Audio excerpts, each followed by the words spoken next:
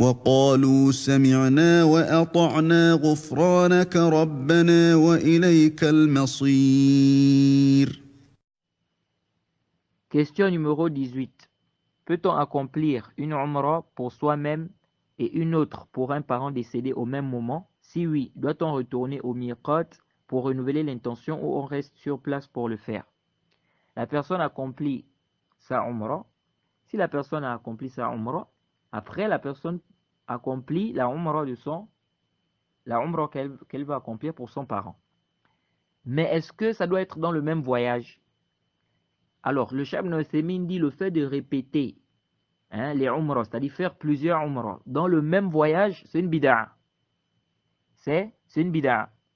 Il dit car le prophète Mohammed sallallahu alayhi wa sallam a passé près de 19 jours à Makkah lorsqu'il a voyagé. Il a fait 19 jours. Il n'est pas parti à Tan'im pour refaire des umrahs.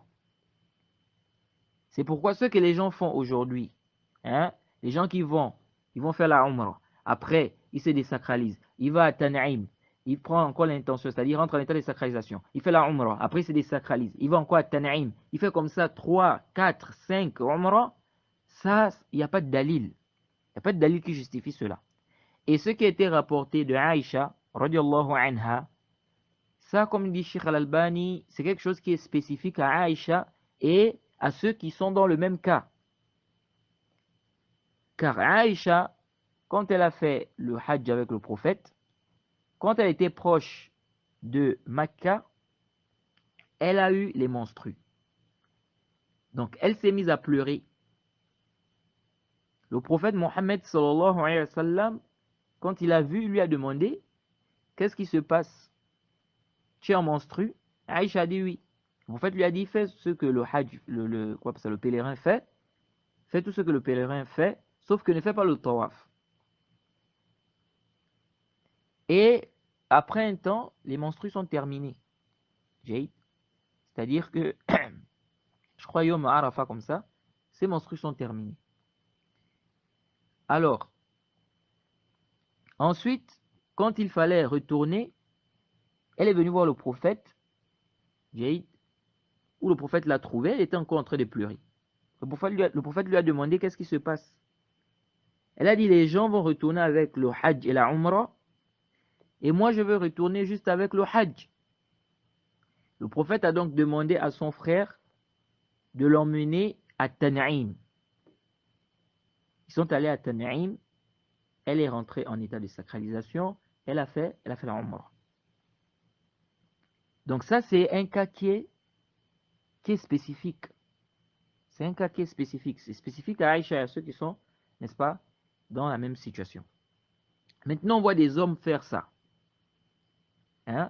Comme dit Sheikh Al-Albani. Pourtant, les hommes n'ont pas des menstrues.